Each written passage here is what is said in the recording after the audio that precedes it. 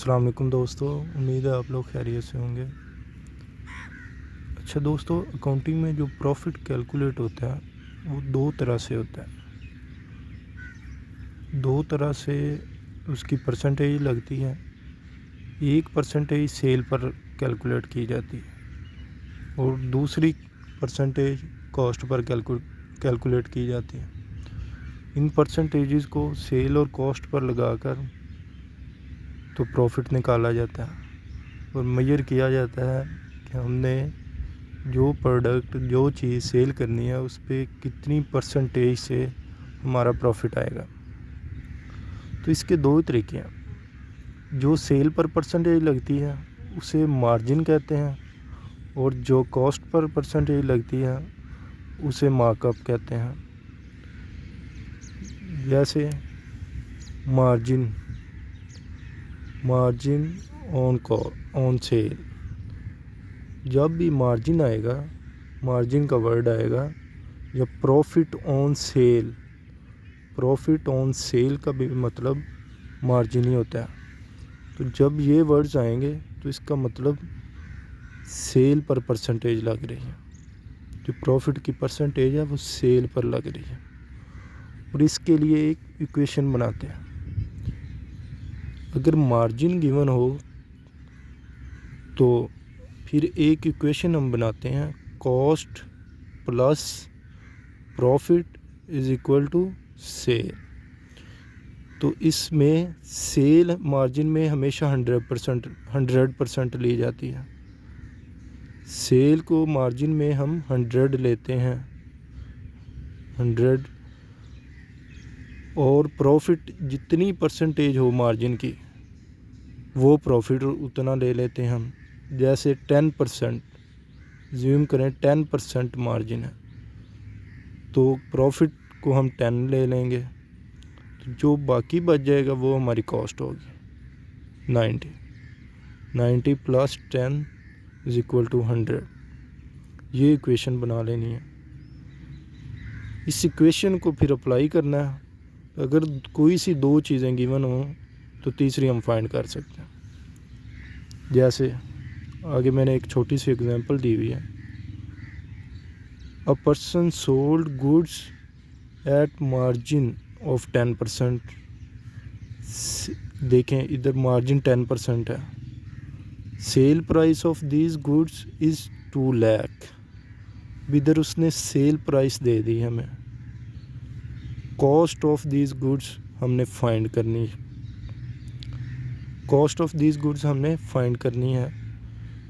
Margin भी given है हमारे पास, मतलब प्रॉफिट परसेंटेज, और सेल प्राइस भी गिवन है, तो पीछे हमने कॉस्ट फाइंड करनी है।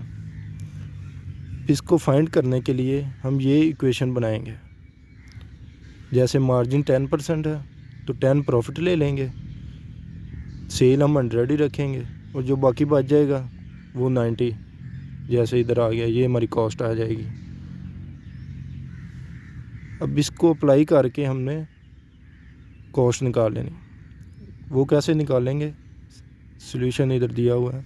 सेल वैल्यू 2 लाख, ये वाली सेल वैल्यू आ गई 2 लाख, फिर मार्जिन आ गया 10%, फिर कॉस्ट हमने फाइंड करनी है, तो cost is equal to sale price हमने लिख देनी। तो सेल प्राइस मार्जिन में हमेशा 100 होती है, तो 100 को ये 2 लाख समझिए हमारा 100 है, हमने इसको लेके जाना कॉस्ट पे, तो मल्टीप्लाई डिवाइडेड बाय 100 करेंगे, ऊपर 90 लिख लें। जो चीज़ हमने फाइंड करनी है वो ऊपर आ जाएगी और ये जितनी परसेंटेज इसकी है वो नीचे आ जाएगी। जैसे 2 लाख सेल है हमारी, sale price 2 lakh sale price है, तो 2 लाख ये आ जाएगी। तो इसको डिवाइडेड बाय 100 करेंगे, मल्टीप्लाई हमने जो 90 हमारी कॉस्ट है वो निकालनी, मल्टीप्लाई 90 आ जाएगा। तो इसको कैलकुलेट करेंगे तो हमारा 180,000 आंसर आ जाएगा। 180,000 हमारी कॉस्ट बनेगी। अब देखें 2 लाख सेल प्राइस, 180,000 हमारी कॉस्ट।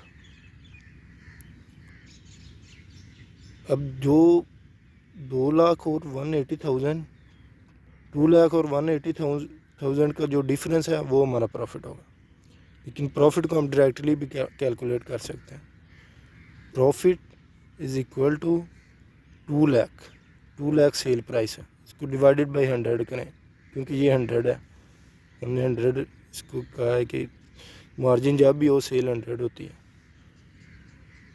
तो ये 2 लाख हमारा 100 है, डिवाइडेड बाई 100 करें, और प्रॉफिट हमारा 10%, ये मल्टीप्लाई 10 कर दें, तो ये 20,000 हमारा प्रॉफिट आ जाएगा।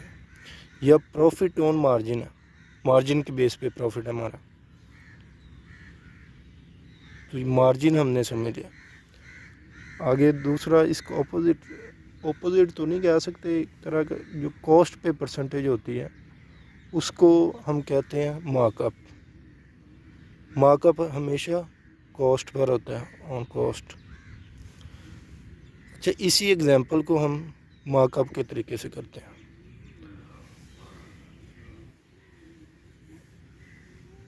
मार्कअप हमारा है 10%, मार्कअप हमारा है 10%।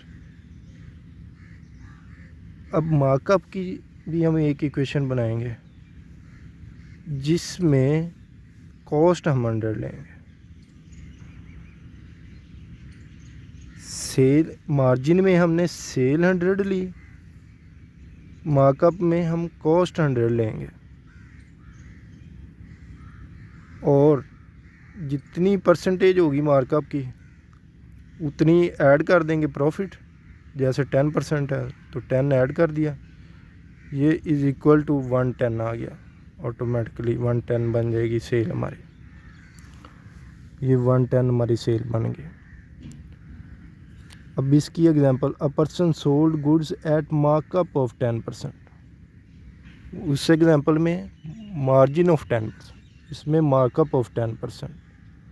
Sale price of these goods is 2 lakh, cost of these goods हमने फाइंड करनी है, कॉस्ट ऑफ गुड्स सोल्ड, ये 2 लाख की हमने कॉस्ट फाइंड करनी, लेकिन मार्कअप के तरीके से करनी है।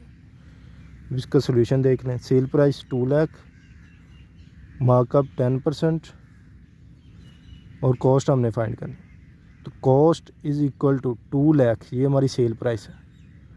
अब इसको हमने सेल प्राइस कितनी निकाली थी परसेंटेज के लिहाज से, 110, ये अभी 110 पे पड़े 2 लाख, तो डिवाइडेड बाई 110 कर दें। निकालनी हमने क्या, कॉस्ट, ये कॉस्ट 100 मल्टीप्लाई 100 कर दें, तो ये हमारी कॉस्ट आ जाएगी 181,818.18। जैसे इसको इधर ये इस तरह भी कर सकते हैं, 2 लाख हमारी सेल प्राइस, ये 110 है, जैसे ये बताया 110 मल्टीप्लाई कॉस्ट हमारी 100 है, 100 हमने फाइंड करनी है, तो इसको कैलकुलेट करेंगे तो वही सेम आंसर आ जाएगा। अब अगर प्रॉफिट, मार्कअप पे प्रॉफिट हमने कैलकुलेट करना है तो 2 लाख सेल प्राइस हमारे पास गिवन है। सेल प्राइस, मार्कअप में सेल प्राइस 100 प्लस जितना प्रॉफिट हो उतनी होती है, जैसे ये हमने इक्वेशन से कैलकुलेट किया हुआ।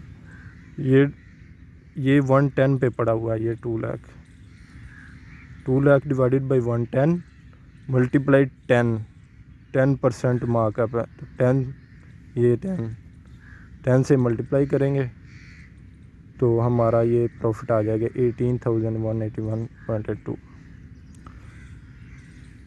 तो अगर आपने कॉस्ट से कोई चीज़ कैलकुलेट करनी है, अगर इधर कॉस्ट होती, सेल प्राइस ना होती, तो फिर सेल प्राइस हमने कैलकुलेट करनी थी, तो फिर हम इधर कॉस्ट आ जाती, ये फिर 100 होती, डिवाइडेड बाई 100 कर देते, और ये 110 ऊपर आ जाता, क्योंकि सेल प्राइस हमने फाइंड करनी थी, तो वो सेल प्राइस आ जाने थी। दोस्तों, ये एक छोटा सा कंसेप्ट था, जो न्यू कमर्स हैं, जो अकाउंटिंग नई अकाउंटिंग सीख रहे होते हैं, उनको काफ़ी प्रॉब्लम होती है, और अकाउंटिंग में बहुत ज़्यादा ये कंसेप्ट टेस्ट किया जाता है, मार्कअप और मार्जिन का।